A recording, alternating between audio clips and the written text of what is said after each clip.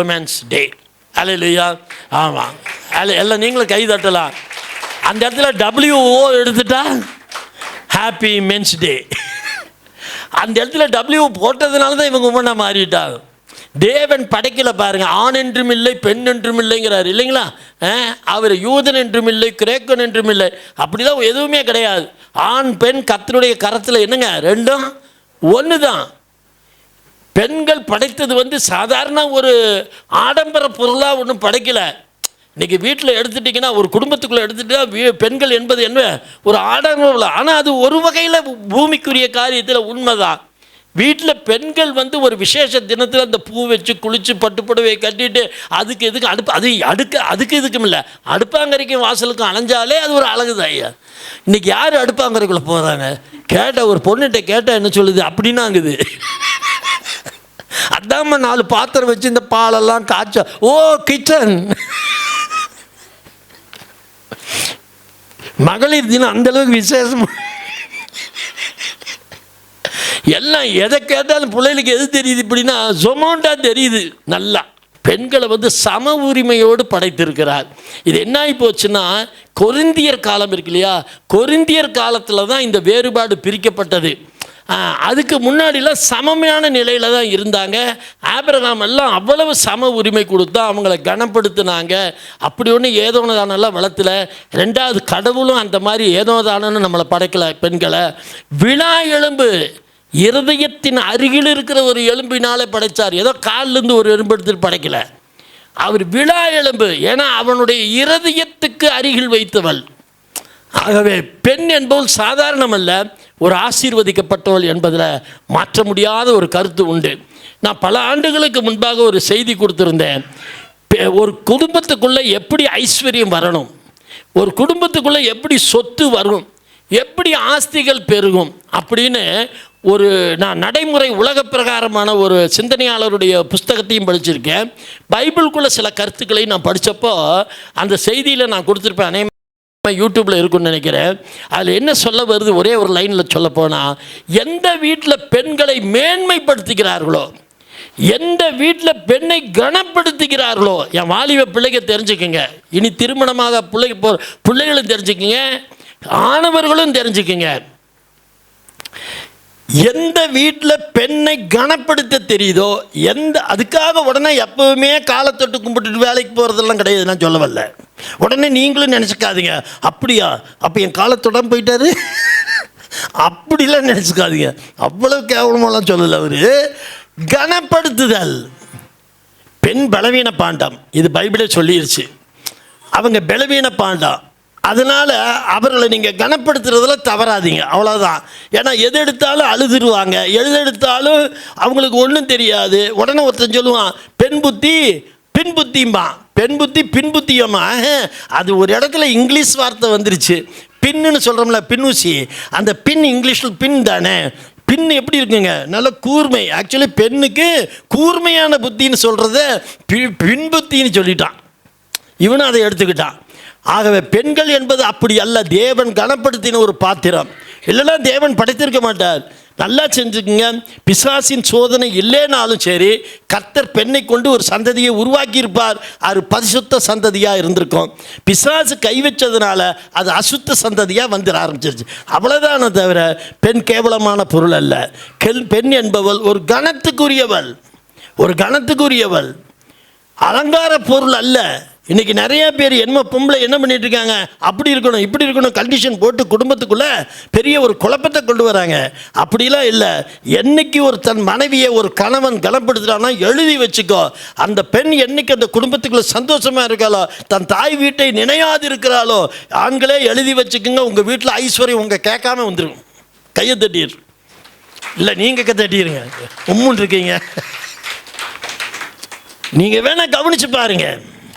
அந்த பெண்ணை கனப்படுத்தின அந்த குடும்பத்துக்குள்ளே பாரு, வீட்டில் அடித்து உதச்சி அவள் அழுது, அவள் முன்ஜென்மம் பின்ஜென்மத்தையெல்லாம் நினச்சி வேதனைப்பட்டு எந்த குடும்பத்துக்குள்ள இருக்காது அங்கே பாருங்கள், தரித்திரம் தாண்டவம் ஆடும், தாண்டவம் ஆடும். ஆகவே என்னுடைய அன்பு ஜனங்களே, என் அன்பு பிள்ளைகள், நீங்கள் எச்சரிக்கையாக இருங்க. அடிக்க சொல்லி பைபிளில் எங்கேயும் இல்லை. அவங்களை கனப்படுத்தி அவர்களுக்கு ஏற்ற புத்தி சொல்லுங்க. ஒரு சமயம் அதுக்கு படிப்பறிவு இல்லாமல் இருக்கலாம், வேறு ஏதாவது ஒரு ஒரு விஷயங்கள் தெரியாத ஒரு பெண்ணாக இருக்கலாம். அவங்களுக்கு சொல்ல வேண்டிய பக்குவத்தில் சொல்லுங்க. அப்படியும் புரியல, நீங்கள் உங்கள் வேலையை பாருங்கள், அவங்க வேலையை பார்க்கட்டும். அடி உத விழுந்த வீட்டில் எந்த பெண்ணு தன் துக்கத்தை அதிகரித்தாலோ, எந்த பெண் அந்த குடும்பத்துக்குள்ளே தன் கண்ணீர் சிந்தினாலோ அந்த குடும்பத்துக்குள்ளே ஐஸ்வர்யம் வராது. இது தெளிவான உண்மை, பைபிளில் எழுதி வச்சிருக்கிறேன். பெண்ணை விட ஆள் பலமானவன், ஆனால் ஒரு ஆணின் பலமே பெண்ணின் அன்பு தான். அக்கறையும் தான் அவன் இல்லாமல் அவன் உலகம் முழுமை பெறாது.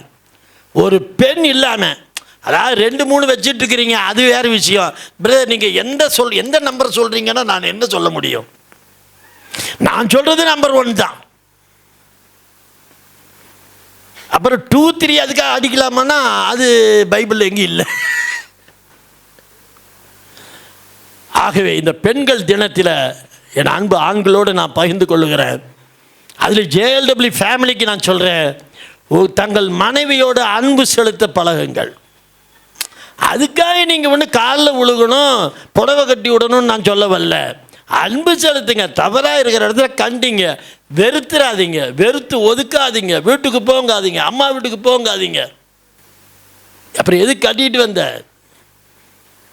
அது கட்டளை அல்ல, அது தேவனுடைய நீதி அல்ல. நல்லா தெரிஞ்சுங்க. அவனிடம் ஒன்றுமே இல்லை என்று சொன்னவர்கள் முன்னால் அவனிடம் என்ன இல்லை என்று சொல்லுவது போல அவனை வாழ வைக்க வேண்டும். அதுவே மனைவியின் லட்சணமாக இருக்க வேண்டும். அடிமையாக ஒரு புருஷனை வச்சு நீ அடிமையாக வாழ்வதை விட உன் புருஷனை ராஜாவாக ஆக்கி நீ ராணியாக வாழ்ந்துரு. சார் விட மாட்டேங்கிறாரே, விட வைக்கிங்க. உங்களுடைய வேலை அதான், அவர்களுக்காக ஜெபிக்கிற வேலை. வல்லமையான ஸ்திரீ தலைமுறைகளை மாற்றுகிற கர்த்தரின் கருவி. வல்லமையான ஸ்திரீ யாருங்க? கர்த்தருடைய கருவி. எடுங்க நீதிமொழிகள் புஸ்தகம் 31ஆம் அதிகாரம் 30ஆம் வசனம்.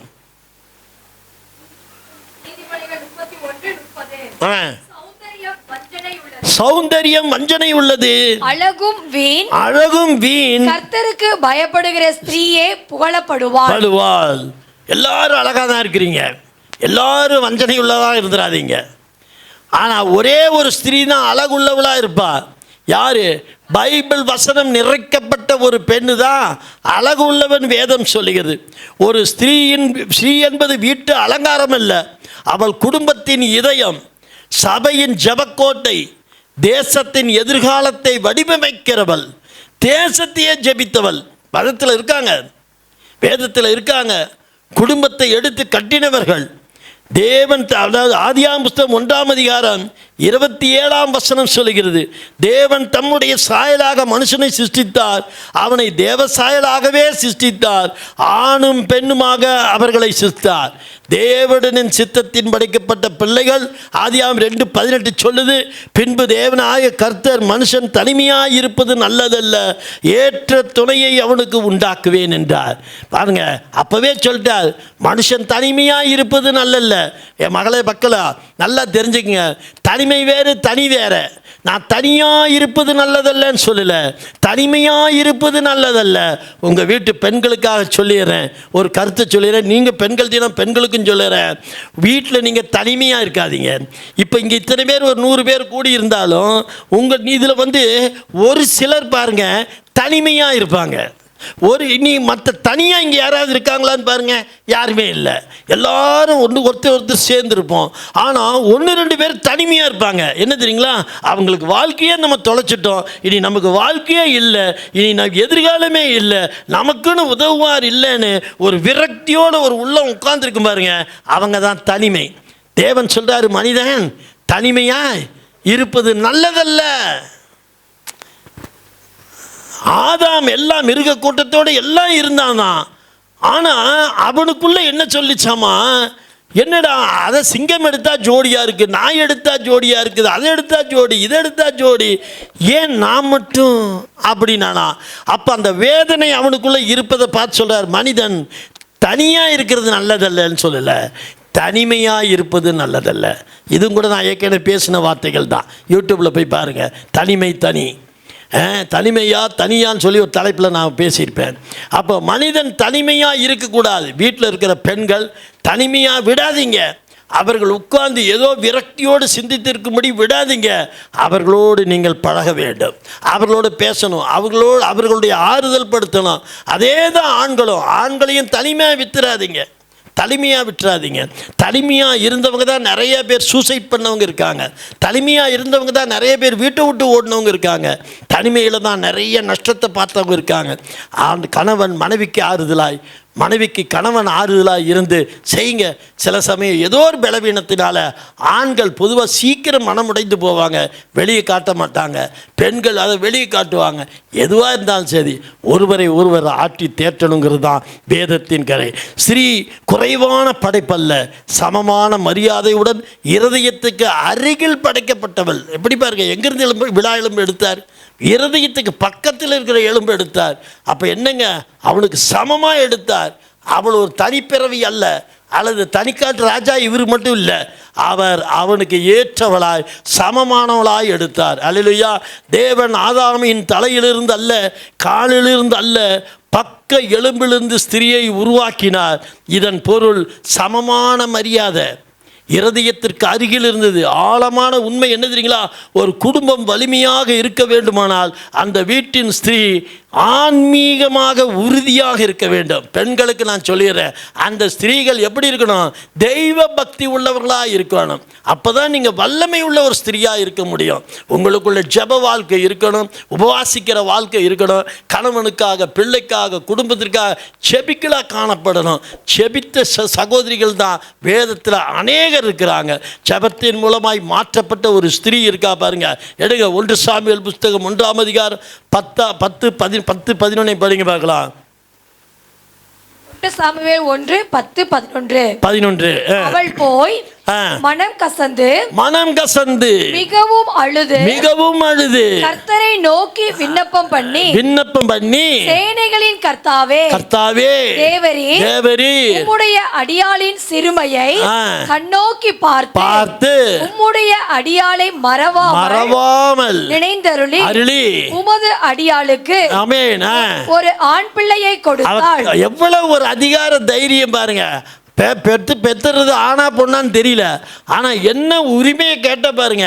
எனக்கு அடியாளுக்கு ஒரு ஆண் பிள்ளையை தந்திருளும்படியாக ஆண் பிள்ளையை கொடுத்தால் அவன் உயிரோடு இருக்கும் சகல நாளும் நான் அவனை கர்த்தருக்கு ஒப்பு கொடுப்பேன். அவன் தலையின் மேல் சவரன் கத்தி படுவது இல்லை என்று ஒரு பொருத்தனை. என்ன ஜெபம் பாருங்க. ஒரு ஸ்திரீ ஜெபத்தின் மூலம் தேசத்தை மாற்றியவள். எப்படி தேசத்தை மாற்றா? அவ சொல்றா, எனக்கு ஒரு ஆண் பிள்ளையை தாங்க, அந்த பிள்ளை உயிரோடு இருக்கும் நாளளவும் சொல்றா. அந்த ஆண் பிள்ளை யார் தெரியுமா? அவ பெற்றெடுத்து வளர்த்தி அந்த இடத்துல அந்த மகனை கொண்டு வந்து உயர்த்தி நிச்சய வச்ச தீர்க்கதரிசியாகிய சாமுவேல். ஒரு தாயின் கதறல். ஆனால் பாருங்க, ஒரு தேசத்துக்கு தீர்க்கதரிசியை கொண்டு வந்தது. அந்த தீர்க்கதரிசி சாதாரண தீர்க்கதரிசி அல்ல, ராஜாக்களுக்கு அபிஷேகம் செய்கிற தீர்க்கதரிசி. என் அன்பு சகோதரிகளே, என் பிள்ளைகளை, உங்கள் வாழ்க்கையில் நீங்கள் ஒன்று தெரிஞ்சுக்கங்க. குடும்பத்தில் ஆண் பெண் இருக்கலாம், ஆனால் அதிக ஜெபத்தில் ஈடுபடக்கூடியவர்கள் பெண்கள் தான். பெண்கள் கதறி ஜெபிச்சா தேசம் மாறும். பெண்கள் கதறி ஜெபிச்சா குடும்பம் மாறும். பெண்கள் கதறி ஜெபிச்சா ஒரு தேசத்தையே மாற்றக்கூடிய வல்லமை அவங்களுக்குள்ள இருக்குது. தேவன் அப்படிதான் படைப்பின் காரணமாக வச்சார். இயேசு கிறிஸ்துவின் ஊழியத்தில் உதவி செய்த அநேகரை பாருங்க பெண்கள். பவுலுடைய ஊழியத்தில் உதவி செய்த அநேகரை பாருங்க பெண்கள். இன்னைக்கு சபைகளில் யார் நிறைய வருவாங்க? 75% பெண்கள். பெண்களுக்கு ஒரு வல்லமை உண்டு. நீங்கள் குடும்பத்தை பற்றி புலம்பாதீங்க, கணவனை பற்றி, மனைவியை பற்றி, பிள்ளைகளை பற்றி நீங்கள் புலம்பாதீங்க. ஏன் தெரியுமா? அவர்களை மாற்றுகிற வல்லமை உங்கள் மத்தியில் இருக்குது. அவர்களை உங்கள் இஷ்டத்துக்கு திசை திருப்புகிற நீதிமொழியில் 21:1 சொல்கிறார் பார்த்தீங்களா? ராஜாக்களின் இருதயங்களை நீர்க்கால்களைப் போல திருப்புகிற தேவனாமா. அப்போ அவங்க இருதயத்தை மாற்றுகிற வல்லமை உங்ககிட்ட இருக்குது. நீங்கள் உங்ககிட்ட தோளில் ஆட்டை போட்டுட்டு நீங்கள் ஊருக்குள்ளே தேடிட்டு இருக்கிறீங்க. உங்கள் கணவன் ரட்சிக்கப்படணும், உங்கள் கணவன் உங்கள் மேலே நேசமாக இருக்கணும். வேதம் தெளிவாக சொல்லலையா? அவன் தன் தாய் தந்தையை விட்டு தன் மனைவியோடு. இன்னைக்கு எத்தனை பேர் அப்படி இருக்கிறாங்க? சும்மா வெறும் பேச்சு தான். பைபிள் எடுக்கிறேன்பாங்க, ஊழியத்துக்கு போகிறேன்பாங்க, எல்லாம் பண்ணுவாங்க. தன் மனைவியோடு இசைந்து வாழ்ந்த ஆண் யார் இருக்கிறீங்க? இல்லைன்னு சொல்ல முடியாது. JLW ஃபேமிலி கட்டாயமாக இருப்பீங்க. நான் ஏன்னா டிவியில் பார்க்குறவங்க நிறைய பேர் பார்ப்பாங்க. ஆகவே இன்னைக்கு ஆண் பிள்ளைகள் தன் மனைவியோடு இசைந்து இருக்கணும். அதுதான் வேதத்தின் கட்டளை. அதாவது மனைவியை விட்டு பிரிஞ்சிருக்கணுங்கிறாங்க. இன்றைக்கி 1 வருஷம் 2 வருஷம். இன்றைக்கி ஆக்சுவலி இந்த ஃபாரின் பாருங்கள 1 or 2 years இதெல்லாம் குரானை மீறி பைபிளை மீறி நடக்குது. என்ன தெரியுங்களா? தன் மனைவியை பிரிந்திருக்கணும்னு சொன்னால் உபவாசத்தினால் மட்டும்தான் பிரிஞ்சிருக்கணும், மற்றதுக்கு பிரியக்கூடாது. இன்றைக்கி என்ன பண்ணுறது? அவன் பிழப்புக்காக என்ன பண்ணிட்டான், அங்கே போயிட்டான். ஆனால் பாரதியோடது நிறைவேறிடுச்சு. என்ன? கடல் கடந்து திரவியம் தேடுங்கிற மாதிரி. சரி, அது போகட்டும். ஆனால் ஜெபிக்கிற ஸ்திரீகளாய் காணப்படுங்க. உங்கள் குடும்பத்துக்குள்ளே ஜெபிக்கிற ஸ்திரீயா ஒரு பெண்ணின் ஜெபம் எவ்வளவு வல்லமை உடையது என்பதை வேதாகம் மிகவும் அழகாக காட்டுகிறது. அந்த பெண் அன்னாள், அவள் மனம் உடைந்து அழுதாள். ஆனால் அந்த அழுகை வீண் அழுகை இல்லை, அது தேவனுடைய சந்நிதியில் ஏற்றிய ஜெபம். அல்லேலூயா. அன்னாள் தேவனை நோக்கி சொன்னால், சேனைகளின் கர்த்தாவே உம்முடைய அடியாளின் துயரத்தை நினைத்தருளும், ஒரு குமாரனை அருளினால் அவனை உமக்கே அர்ப்பிப்போம். பாருங்களேன், யாருக்கிடத்தில் பெற்றுக்கொண்டா அவரிடத்திலே கொடுக்குறார். நல்லா என் பிள்ளைகள் நல்லா கேட்டுங்க. உங்கள் குடும்பத்தில் உங்கள் பிள்ளைகளை நிறைய பேர் சொல்லுவாங்க, நான் இவன் வளர்ந்தானா சாமியாராக போக வச்சுருவேன், நான் இவன் வளர்ந்தானா இவளை சிஸ்டராக போக வச்சுருவேன். அப்படியெல்லாம் ஜெபம் பண்ணாதீங்க. அது வளர்ந்து வரையில அது என்ன நோக்கத்தில் வளருதுன்னு தெரியாது. அப்படி நான் ஜெபிக்க சொல்லலை. ஜெபிக்கும் போது சொல்லுங்கள், கர்த்தாவே உமக்கென்று நான் வளர்த்துவேன், என் பிள்ளைகளை உமக்காகவே வளர்த்துவேன். அது அப்படி வளரும் போது அதுவும் மாறிடும். நான் ஆண்டவருக்கே ஊழியம் செய்யும். ஆனால் நீ இப்போ சொல்லாத, ஆண்டவரே அந்த பிள்ளையை நான் சாமியாராக அனுப்பிச்சிடுறேன்னு. ஏன்னு கேட்டால் சாமியாராக அனுப்புகிறேன்னு சொல்லிவிட்டு நீ டிவியில் சீரியலும் சினிமாவும் பார்த்துட்டு இருப்பேன். அது வளர்ந்து வரும்போது அது மேலே ஆசை இருக்கும் இருக்காது. ஆகவே நான் நிறைய பேர்த்து சொல்லுவேன், ஒப்பு கொடுக்காதீங்க. ஒப்பு கொடுக்கறது எப்படி உங்கள்கிட்ட ஒப்பு கொடுத்துட்டேன், நீங்கள் இந்த பிள்ளையை பயன்படுத்துங்க. இப்போவும் கெட்டு போகலை, பிறந்த குழந்தைன்னு கிடையாது. இப்போவும் வாலிப பிள்ளைகளாக இருந்தாலும் கூட உங்கள் மனதில் நீங்கள் ஜெபிங்க. உங்களுக்கே உங்கள் ஜெபத்தோட வல்லமை தெரியல, உங்கள் ஜெபத்தில் வல்லமை உண்டு. அதனால தான் ஆண்கள் கூட்டம்னு போடுறத விட எல்லா சபையிலையும் பார்த்தீங்கன்னா பெண்கள் ஐக்கிய கூட்டம்னு ஒன்று போடுவாங்க, மகா பெருசா. அதில் பார்த்தீங்கன்னா அவ்வளவு பேர் சேருவாங்க. அந்த ஜெபத்திற்கு வல்லமை உண்டு. அப்போ ஒரு குடும்ப ஸ்திரீக்கு வல்லமை உண்டு. அந்த ஜெபம் ஒரு குடும்பத்தை மட்டும் மாற்றவில்லை, ஒரு தேசத்தின் வரலாற்றையே மாற்றியது. ஏனில் அந்த ஜெபத்தின் கனியாக பிறந்தவன் தான் சாமுவேல் தீர்க்கதரிசி. அந்த அழுகை தேசத்துக்கு ஒரு மாற்றத்தை கொடுத்தது. உங்களுடைய கண்ணீர் அப்படி செய்யும். ஒரு தாயின் கண்ணீர் ஒரு தீர்க்கதரிசியை உருவாக்கியது. ஒரு பெண்ணின் ஜெபம் ஒரு தேசத்தின் திசை மாற்றுகிறது, ஒரு தேசத்தையே திசை மாற்றும். ஆகவே பெண்களுக்காய் நான் பணிவோடு கேட்டுக்கொள்கிறேன். இந்த பெண்கள் மகளிர் தினத்தில் ஒன்று மட்டும் தெரிஞ்சுக்கங்க, நீங்கள் ஜெபிக்கிற ஸ்திரீகளாக மாறுங்க. உங்களை கையெடுத்து பணிவோடு கேட்டுக்கொள்கிறேன். எங்களுக்கு ஜெபிக்க வராது, பைபிள் படிக்க வராது, அப்படிலாம் அஸ்தியாக இருக்காதுங்க. உங்கள் ஜெபத்தில் வல்லமை உண்டு, உங்கள் ஜெபத்தில் வல்லமை உண்டு. நல்ல கட்டி ஜெபம் பண்ணுங்க, கர்த்தருடைய கரம் உங்களோடு இருக்கும். இன்றும் உலகம் மாற வேண்டும் என்று நாம் பேசுகிறோம். ஆனால் வேதாகம் சொல்லும் ரகசியம் என்னவென்றால், ஒரு ஜெபிக்கும் ஸ்திரீ உலகத்தை மாற்ற முடியும். ஒரு ஜெபிக்கும் ஸ்திரீ உலகத்தை மாற்ற முடியும். அல்லேலூயா. வீட்டில் அமைதியாக மண்டிட்டு ஜெபிக்கும் ஒரு தாய், அவள் கண்களில் விழும் கண்ணீர் இருக்கு பார்த்தீங்களா, அவள் உதடுகளில் எழும் ஜெபம் அது விண்ணை தொடுகிறது, அது வானத்தையே தொடுமாமா. அது பெண்ணு சின்ன பிள்ளையாக இருந்தாலும் சரி, பெரிய பிள்ளையமாக இருந்தாலும் சரி, நீங்கள் ஜெபிக்கிற ஸ்திரீகளாய் காணப்பட வேண்டும். அன்னாள் ஆலயத்தில் நின்றபோது அவளிடம் வாள் இல்லை, அதிகாரம் இல்லை, செல்வம் இல்லை. ஆனால் அவளும் இருந்தது ஒரு உண்மையான ஜெபம், ஒரு உண்மையான ஜெபம். அது தேசத்தையே மாற்றியது. அல்லேலூயா. அதனால் நாம் நினைவில் கொள்ள வேணும், ஜெபிக்கும் ஸ்திரீ தேவனுடைய வரலாற்றை எழுதும் கருவியாக மாறுகிறாள். ஜெபிக்கும் ஸ்திரீ யாருங்க? தேவனுடைய வரலாற்றையே மாற்றுகிற கருவி. ஒரு தாய் ஜெபித்தால் ஒரு குழந்தை மாறும், ஒரு குழந்தை மாறினால் ஒரு குடும்பம் மாறும், ஒரு குடும்பம் மாறினால் ஒரு தேசமே மாறும். அல்லேலூயா. நம்ம முண்டாசு கவிஞன் யாரு? முண்டாசு கவிஞன் பாரதி. நம்ம முண்டாசு கவிஞன் பாரதியோட இது திடீர்னு எனக்கு ஒரு நினைவு வந்தது, அதை நோட் பண்ணி வச்சேன். அவர் இந்த மகாகவி பாரதியார் தான் சொல்கிறேன். அவர் சொல்கிறாரு, நிமிர்ந்த நன்னடை, நேர்கொண்ட பார்வையும், நிலத்தில் யாருக்கும் அஞ்சாத நெறிகளும், திமிர்ந்த யானச்செருக்கும் இருப்பதால் செம்மை மாதர் திரும்புவதில்லைங்கிறார். இந்த கவிதை ஒரு உண்மையை சொல்லுகிறது. பெண்கள் எழுந்தால் தேசம் எழும்பும். பெண்கள் ஜெபிக்க எழுப்பினார். அப்போ உங்கள் வீட்டில் இருக்கிற குறையை ஏன் பேசிகிட்டு இருக்கிற? உன் வீட்டில் இருக்கிற பிரச்சனைகளை ஏன் மற்றவங்கள்ட்ட போய் புலம்பிட்டு கிடக்கிற? உட்கார்ந்து முழங்கால் படிக்கிட்டு இந்த பெண்கள் தினத்தில் ஒரு அறிவுரை உங்களுக்கு நல்லா ஜெபிங்க. அல்லேலூயா. அதை விட வேதாகம் உயர்ந்த உண்மையை சொல்லுது. பெண்கள் ஜெபித்தால் தேவனே செயல்படுகிறார். கையை தட்டியர். எவ்வளவு பெரிய உண்மை பாருங்க. பெண்கள், வேதம் சொல்லுது, பெண்கள் ஜெபித்தால், உடனே நினச்சிக்காதீங்க அதான் சொன்ன பிரதர் கேட்க மாட்டேங்கிறா, உடனே நீங்கள் வீட்டுக்குள்ளே சுற்றிட்டு இருக்கக்கூடாது. ஆண்கள் தினத்தை நீங்கள் நம்ம வச்சுக்கோ இருக்கட்டும். அல்லேலூயா.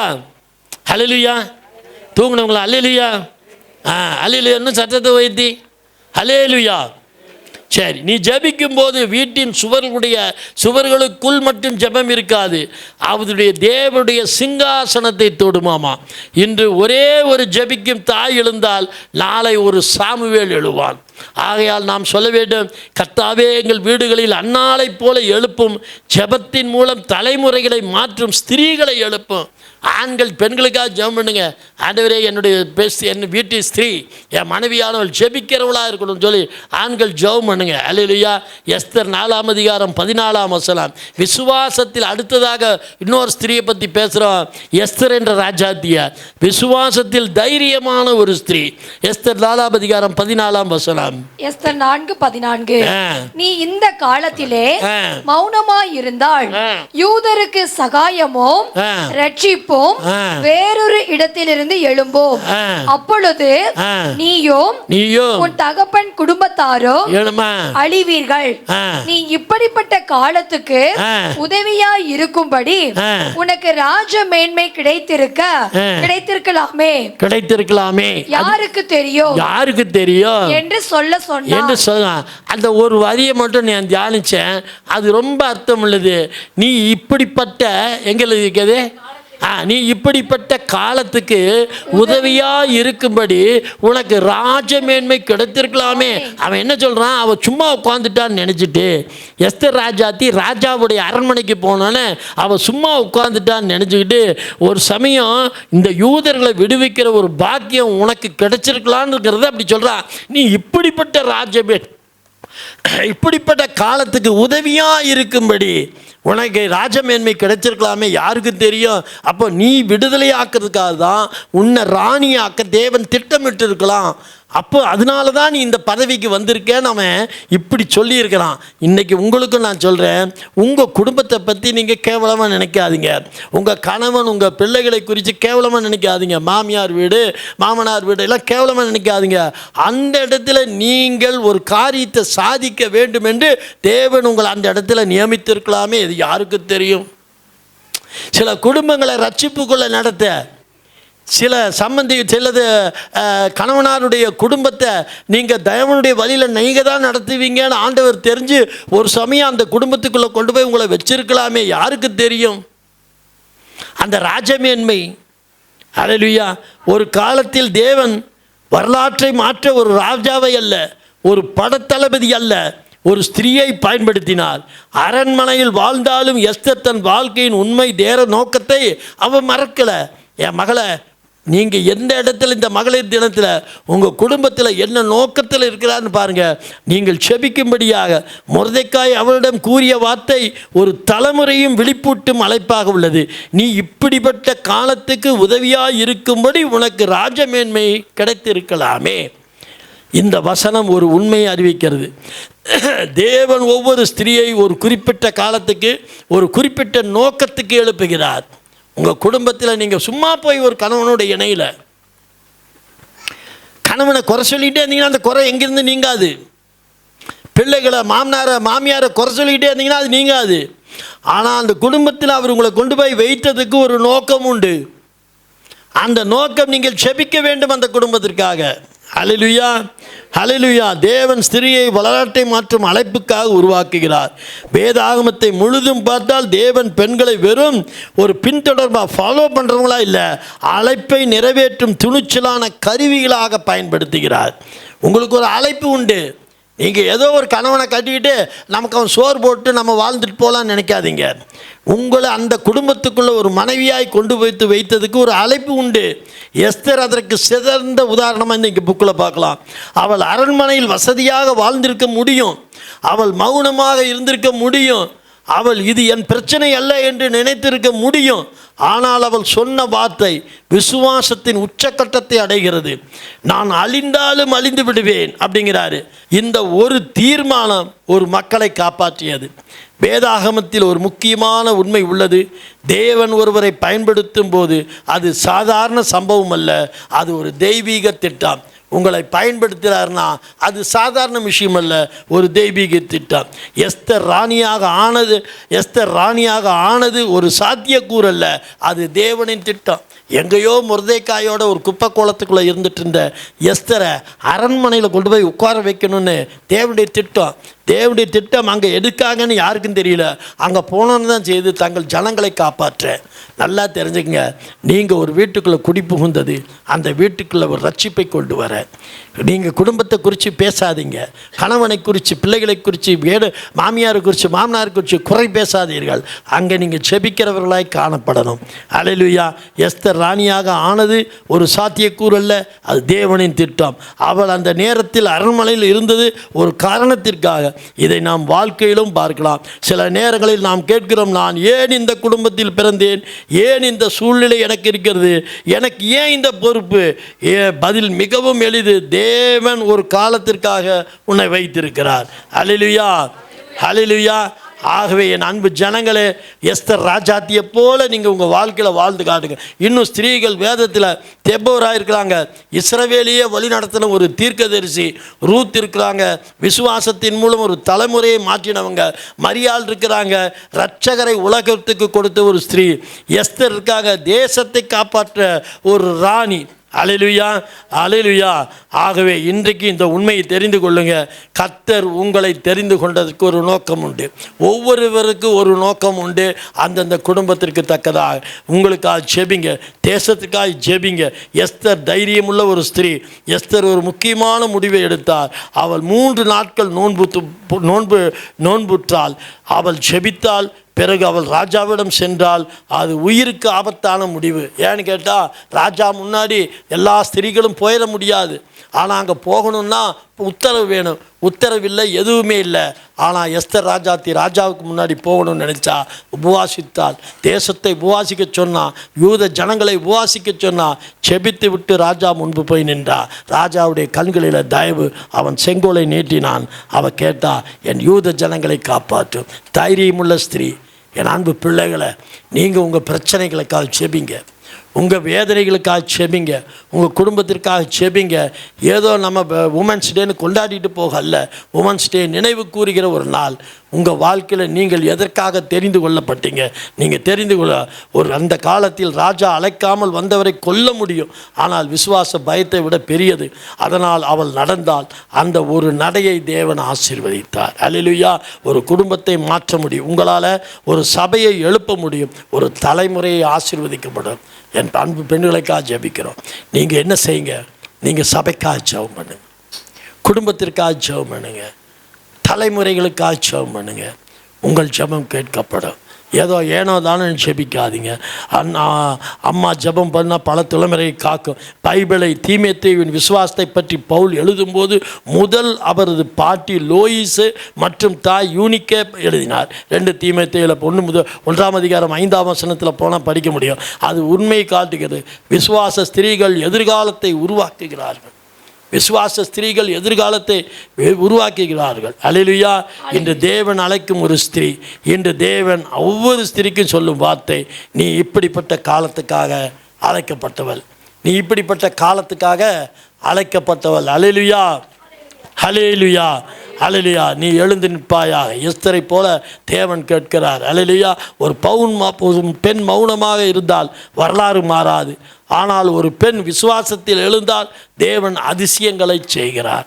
எஸ்தர் ஒரு சாதாரண பெண், ஆனால் தேவன் அவளை ஒரு தேசத்தின் இரட்சிப்பாக மாற்றினார். அதனால் இன்றைய உண்மை, தேவன் ஒவ்வொரு ஸ்திரீயையும் ஒரு நேரத்திற்காக நியமித்திருக்கிறார். உன் வாழ்க்கை ஒரு தெய்வீக நியமனம். அல்லேலூயா. உங்கள் வாழ்க்கை எல்லாமே ஒரு தெய்வீக நியமனம். நான் அழிந்தாலும் அழிந்து விடுவேன், ஆனால் யூத ஜனங்களை நான் விடமாட்டேன்னு சொல்லி அவன் போய் ராஜாக்கு முன்னாடி நின்றான். அல்லேலூயா. அடுத்த கீழ்ப்படிதல் மூலம் ஆசீர்வதித்தார். லூக்கா புஸ்தகம் 1ஆம் அதிகாரம் 38ஆம் வசனம் வாசிக்க கேட்போம். லூக்கா 1:38. அதற்கு மரியாள், இதோ நான் ஆண்டவருக்கு அடிமை, உம்முடைய வார்த்தையின்படி எனக்கு ஆக கடவுது என்றால். அப்பொழுது தேவதூதன் அவரிடத்திலிருந்து போய்விட்டார். அல்லேலூயா. அந்த ஸ்திரீ, ஒரு ஸ்திரீ தன்னை அர்ப்பணித்ததன் மூலமாக உலக ரட்சகரை இந்த பூமிக்கு கொடுத்தாங்க. உங்களுடைய அர்ப்பணிப்பு உலகத்தை மற்றும் குடும்பத்தை மட்டுமல்ல, உலகத்தையே மாற்றும். அவங்க சொல்கிறாங்க, அவர் சொல்லும் எல்லாவற்றையும் செய்யுங்கள் சொல்லி யோவான் புஸ்தகத்தில் அவர் சொல்லுவாங்க. அல்லேலூயா. அப்படி அந்த ஸ்திரீ நமக்காக நம்மை நம்பி ஆம் என்று சொன்ன ஒரு அதிசயமான வார்த்தையால் அவங்க இந்த உலகத்துக்கே இயேசு கிறிஸ்துக்களை தந்தார். அல்லேலூயா, அல்லேலூயா. நீதிமொழிகள் 14:1.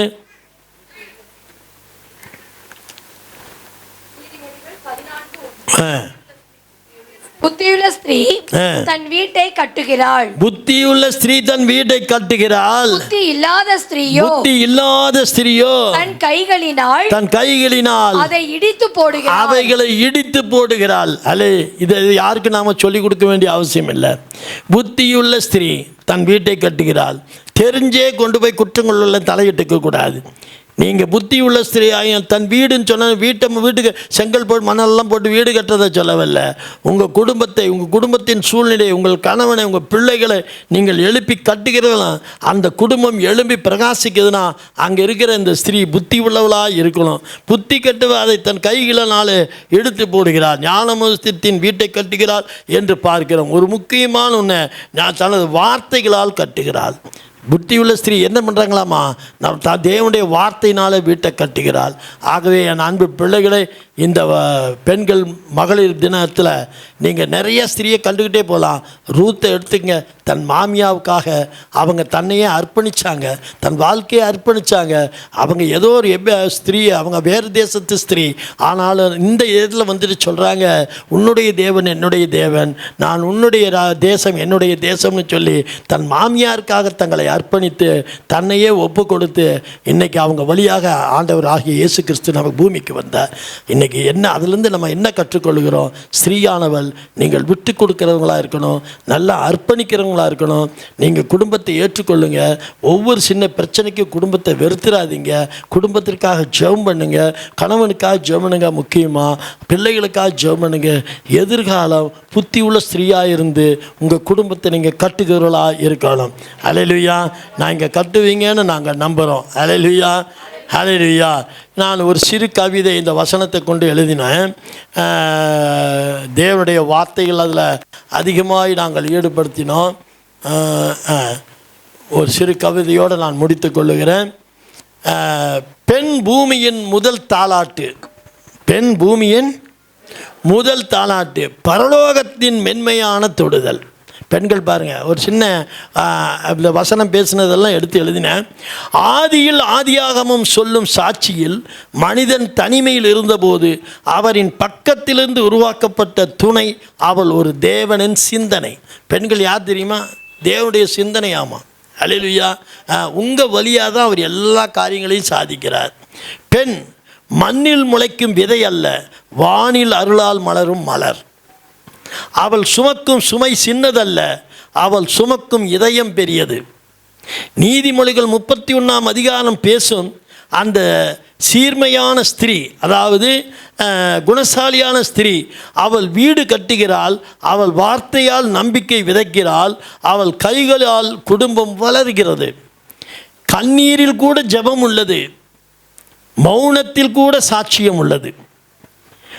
அவளில் விழும் ஒவ்வொரு கண்ணீரும் தேவன் எண்ணி வைத்திருக்கும் முத்துக்கள். எஸ்தர் புஸ்தகம் சொல்லும் எஸ்தர் போல ஒரு பெண் எழுந்தால் ஒரு ஜனமே காப்பாற்றப்படும்.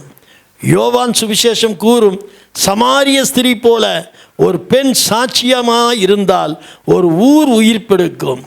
பெண் என்பது பலவீனம் அல்ல, அவள் அமைதியான வலிமை, அவள் மென்மையான உறுதி, அவள் அன்பின் அடிக்கல்.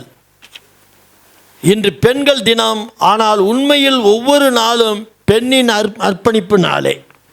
ஏதோ வருஷத்தில் ஒரு நாள் இல்லை, டெய்லி மகளிர் தினம்தான்.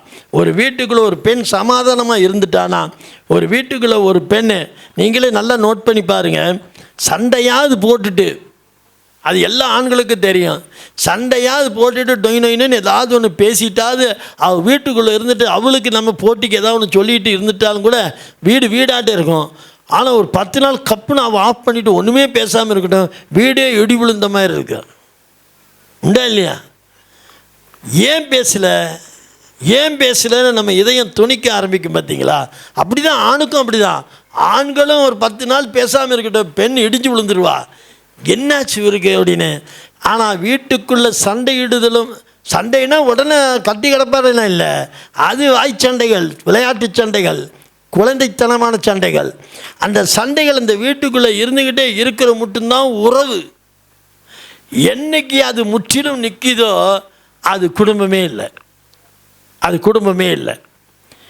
மனைவியானவள் வீட்டுக்குள்ளே ஏதாவது ஒன்று புலம்பிட்டு, ஏங்க அது இங்கே வச்சு நொயின்னு இருப்பா பாருங்க, அப்போ வேணால் அது சங்கடமாக தெரியலாம்.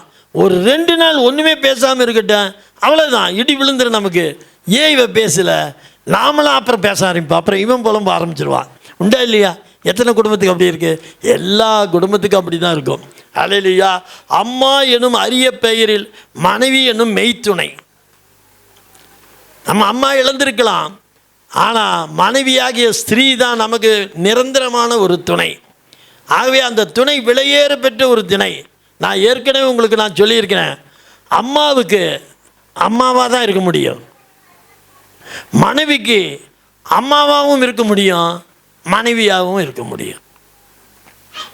களிமண் நாட்டு உட்காந்துருக்காங்க பாருங்க, கையத்தட்டு.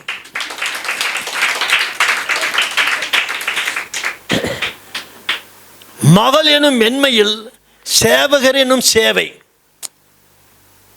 அவள் அம்மாவா மட்டும் இல்லை, அவள் மனைவியா மட்டும் இல்லை, ஏன் சில சமயங்களில் அவளை மாற்றி ஒரு வீட்டு வேலைக்காரியை போல கூட செஞ்சுட்டு போயிடுவா.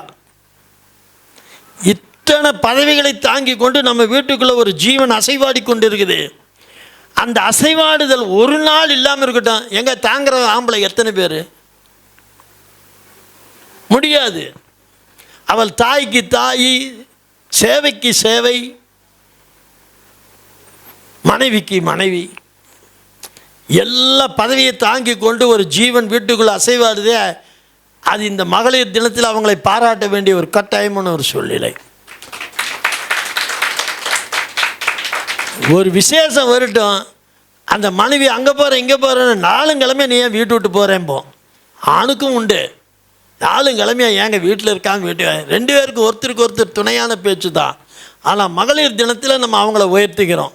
அப்போ வீட்டுக்குள்ளே அவங்க சாதாரண ஒரு கருவி அல்ல, தேவனுடைய திட்டமாக நம்ம வீட்டுக்குள்ளே இருக்காங்க, தேவனுடைய சிந்தனையாக நம்ம வீட்டுக்குள்ளே இருக்காங்க. அல்லேலூயா. மகளினும் மென்மையில் சேவகரினும் சேவையில் அவள் தேவனின் கரங்களில் ஒளிரும் ஒரு விளக்காக இருக்குது. எழு பெண்ணே, உன் உழைப்பை நினைவுகொள், உன் மதிப்பை மறந்திடாதே, உன் வாழ்வு வரலாறு எழுதும். கர்த்தர் உன்னை ஆசீர்வதிப்பாராக, உன் பாதைகள் சமாதானம் காணட்டும், உன் தலைமுறை ஆசீர்வதிக்கப்படட்டும். பெண் பரிசுத்தமான பணி, பெருமைக்குரிய படைப்பு, பரலோகத்தின் பரிசு. ஓரெல்ல கதைகள்.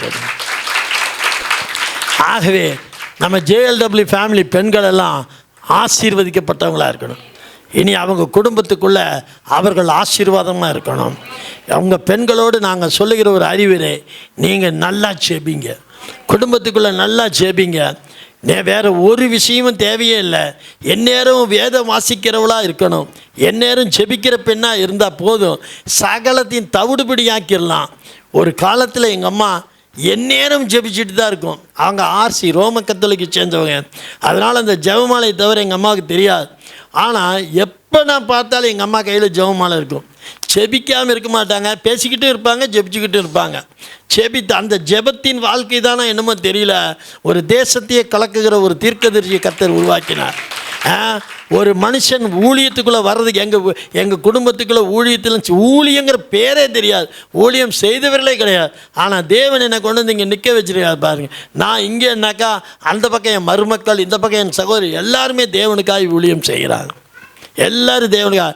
இதுக்கு ஒரே காரணம், எல்லாத்துக்கிட்டையும் சொல்லுவேன், எங்கள் அண்ணன்ட்டையும் சொல்லுவேன், எங்கள் அக்காட்டையும் சொல்லுவேன், இதுக்கு ஒரே காரணம், அம்மா ஜெபத்தில் இருந்தாங்க. நான் எங்கள் அம்மாட்ட கேட்கும்போது சொல்லுவாங்க, நீங்கள்லாம் ஒரு காலத்தில் ஆண்டவருக்காக எழும்பணும்டா அப்படிம்பாங்க. அது ஒன்று தான் தெரியும் அவங்களுக்கு, வேறு ஒன்றும் தெரியாது. ஆனால் பாருங்கள், இன்றைக்கி எழும்பிட்டோமா இல்லையா? இன்றைக்கி நாங்கள் எத்தனை பேரை எழுப்புகிறோம்? உங்களுக்காக, உங்கள் பிள்ளைகளுக்காக நீங்கள் ஜெபிங்க, உங்கள் பிள்ளைகளுக்காக நீங்கள் அனுதினமும் ஜெபிங்க, கணவனுக்காக ஜெபிங்க. சார், யார் வேணால் படித்தா வேலைக்கு போகலாம், யார் வேணால் வேலைக்கு போனால் சம்பாதிக்கலாம், சம்பளத்தை வாங்கினா நல்லா சாப்பிடலாம், அப்புறம் தூங்கி எந்திரிக்கலாம். வந்தது ஒரு நோக்கம் உண்டையா, அந்த நோக்கத்தை நிறைவேற்றி அது தேவனுக்காக இருக்கட்டும்ங்கிற நான். அது தேவனுக்காக இருக்கட்டும். தேவன் ஒவ்வொருத்தரும் ஒரு நோக்கத்தில் வச்சார். அப்துல் கலாமை அந்த இடத்துல ஒரு இந்திய தேசத்துக்காக ஒரு நோக்கத்தில் வச்சார், அந்த நோக்கத்தை நிறைவேற்றினார். ஆனால் பாருங்கள், அப்பவும் அவர் தொழுகிறதில் விட மாட்டார், எப்போவுமே ஜெபிக்கிற ஒரு மனிதன். இன்னும் எத்தனை பேரை சொல்கிறது, அத்தனை பேரும் ஜெபித்தவர்கள். அபிகாயில் அவன் பயங்கரமாக ஜெபித்தவ. ஏன் ஜெபிச்சா? தாவீது அவனை கொல்றதுக்கு வந்தான், ஆனால் அவன் துரோகம் பண்ணிட்டான். தாவீது பயங்கர கோபத்தில் அவன் கொல்ல போனான். அபிகாயில் ஜெபித்து அவனுக்கு வேணுங்கிற ஆகாரத்தை கொண்டு போய் அவன் மண்டிட்டு அவள் கேட்டா, அவனை விட்டுவிடுன்னு சொல்லி. அப்படி தன் கணவனை காப்பாற்ற ஒரு ஸ்திரீ வேதத்துக்குள்ளே இருக்காங்க. அன்பு பிள்ளைகள், உங்கள் கணவனுக்காக ஜெபம் பண்ணுங்க. பல பிரச்சனைகள், பல பேருக்கு பேசிட்டு வர்ற ஆண் மகனுக்கிட்ட சில குழப்பங்கள் இருக்கும். ஆனால் நீங்கள் வீட்டில் அமைதி காத்து நிற்கிற நீங்கள் தேவனோடு பரிந்துரை பேசுங்க, தேவனோடு இசைந்து பேசுங்க. பேசும் பொழுது பாருங்கள், அவருடைய பிரச்சனைகள்லாம் தவிடுபடியாகும். கர்த்தர் உங்களை ஆசீர்வதிப்பார். தொடர்ந்து நீங்கள் வளருங்க, தொடர்ந்து நீங்கள் செபிங்க. உங்கள் வாழ்க்கை ஒரு வரலாறாக மாறட்டும். இயேசுவின் நாமத்தினாலே எல்லாம் அப்படியே கண்களை மூடி தலைகளை தாழ்த்தோம். இயேசுவின் நாமத்தினாலே நான் இந்த ஜனங்களை ஆசீர்வதிக்கிறேன். ஆண்டவரே, இந்த மகளிர் தினம் வந்துமா, எனவே JLW ஃபேமிலியை சேர்ந்த பெண்களை நான் ஆசீர்வதிக்கிறேன். இவர்கள் வளர்ந்து ஆசீர்வதிக்கப்பட்டவர்களாய் செபிக்கிற ஸ்திரீகளாய் இவர்கள் மாறணும். தேவனுடைய மகிமை இவர்கள் மேலே இருக்கட்டும். இயேசுவின் இரத்தத்தினால் நான் ஒப்பு கொடுக்கிறோம் எங்கள் நல்ல பிதாவே. ஆமேன், ஆமேன்.